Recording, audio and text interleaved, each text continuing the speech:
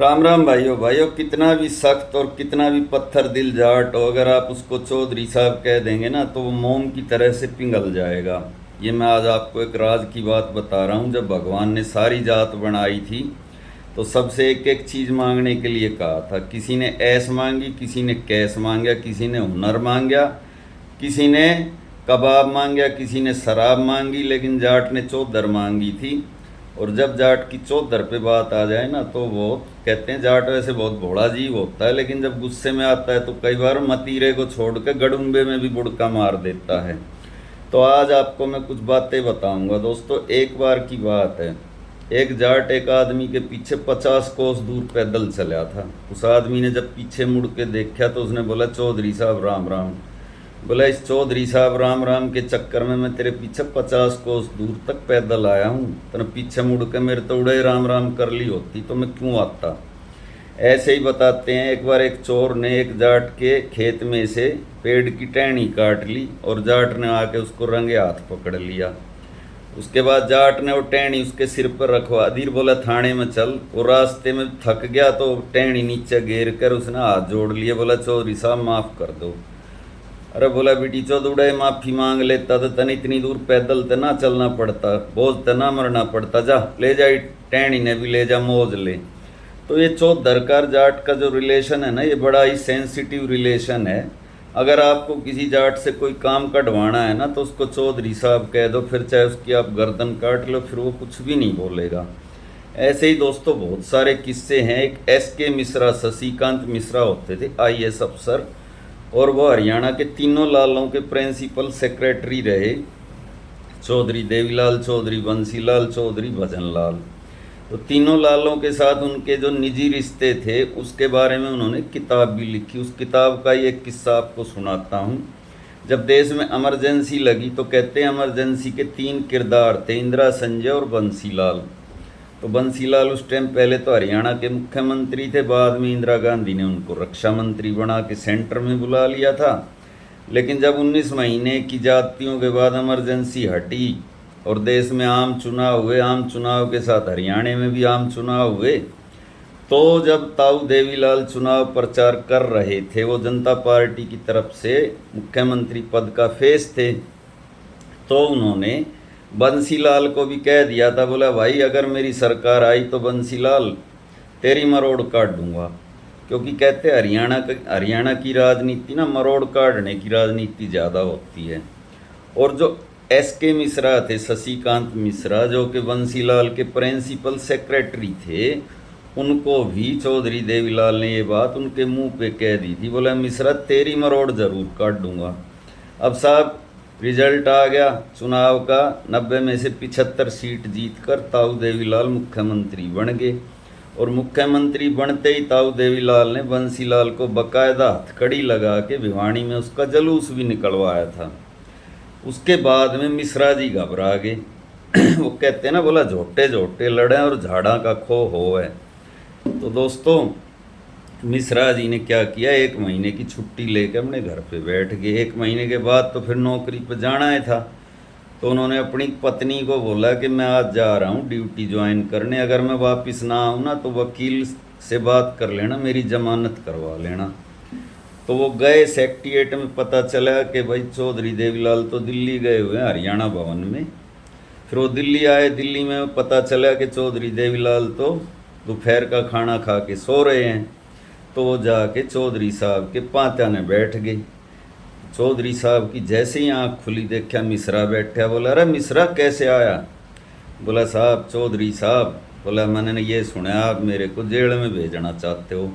बोला, जेल में तो भेजूँगा तने, तने बड़ी जाति करी इमरजेंसी में लोगों के तन नसबंदी करवाई, तने इनोसेंट लोग जेड़ा में भेजे, और भाई तने भिवानी का घंटा घर तुड़वाया। वो बोला, चौधरी साहब यो हरियाणा भवन भी तो बंसीलाल ने बनवाया था, आप ऑर्डर करो इन्हें इब्बत उड़वाऊँ, JCB ले आके इब्बत उड़वाऊँ, और आप ऑर्डर करो इस पर 2 मंजिल और बना दे, ले इब्बत बनाऊँ।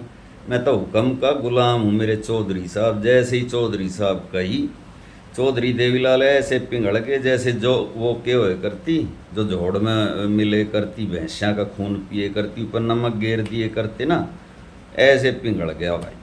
अरे बोले मिश्रा, बोले हाँ, बोला तू कल ते ड्यूटी पर आ जा। हाँ, जोक जोक की तरह पिघल गया। बोला तू कल ते ड्यूटी पर आ जा और तू है मेरा प्रिंसिपल सेक्रेटरी रहेगा, और मैंने भी तो अच्छे अफसर चाहिए भाई राज चलाने के लिए। और इस प्रकार से जो मिश्रा जी जेल जाने वाले थे वो मिश्रा जी फिर से वापस प्रिंसिपल सेक्रेटरी बन गए। ऐसे ही ताऊ देवीलाल एक बार अपने एक बचपन के दोस्त से मिलने गए थे। वहाँ पर उन्होंने देखा कि उसकी बेटी आई हुई थी, उसकी जेब में 10 रुपये नहीं थे बेटी को देने के लिए, जब उन्होंने बुढ़ापा पेंशन शुरू की थी।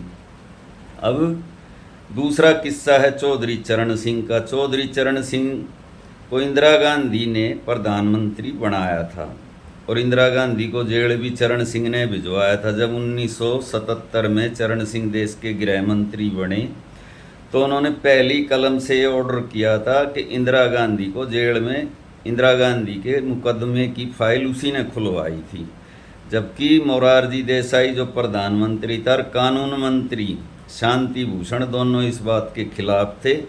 और जेल में तो सब रहे थे मगर खुंदक खाली चौधरी साहब को थी। सबके मना करने के बावजूद इंदिरा गांधी को जेल में भिजवाने वाले शख्स का नाम था चौधरी चरण सिंह। उसके बाद में दोस्तों इंदिरा गांधी की जमानत होगी, वो सरकार भी गिरी और इंदिरा गांधी ने चौधरी चरण सिंह को प्रधानमंत्री भी बनवाया। और जिस दिन उसने शपथ ली दिल्ली में, उस दिन उसके इलाके के लोग, बागपत, बड़ौद, शामली, मुजफ्फरनगर के लोगों ने दिल्ली में आके गुड़ की ढैया बांटी थी। और जब उनसे लोग ये बात पूछते थे कि भाई किस खुशी में गुड़ बांट रहे हो, तो वो ये कह रहे थे आज हमारा चौधरी इंदिरा गांधी बन गया, प्रधानमंत्री बन गया। ये नहीं कही आज हमारा चौधरी इंदिरा गांधी बन गया। खैर चौधरी तो इंदिरा गांधी बन गया, मगर वो सरकार के दिन चली, वो सरकार चली 2-2.5 हफ्ते। ये अलग बात है कि वो केयर टेकर प्रधानमंत्री 6 महीने रहे।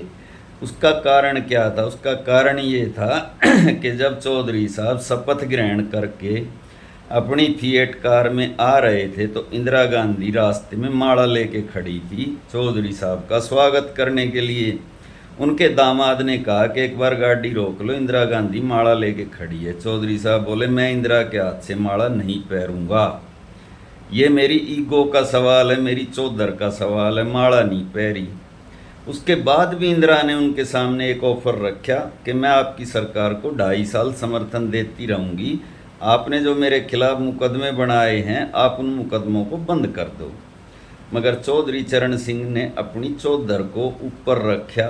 उसने कहा सरकार चले या आज गिर जाए, मुकदमा एक भी वापस नहीं होगा। अब दोस्तों ऐसा मूर्ख तो कोई होगा नहीं कि खुद ही समर्थन दे के अपने आप को खुद ही जेल में भेजने का इंतजाम करे। इंदिरा ने समर्थन उल्टा खींच के सरकार गिरा दी तो गिरा दी, लेकिन चौधर तो चौधर होती है। चौधर अपनी जगह पे अडिग रही, चाहे सरकार बने सरकार ना बने। इसी चौधर के चक्कर में एक बार ताऊ देवीलाल के हाथ से गवर्नर तक पिट गया था, और इसी चौधर के चक्कर में एक बार चौधरी चरण सिंह ने एक पूरा थाना ही सस्पेंड कर दिया था। ये किस्सा दोस्तों आपको किसी और वीडियो में मैं सुनाऊंगा।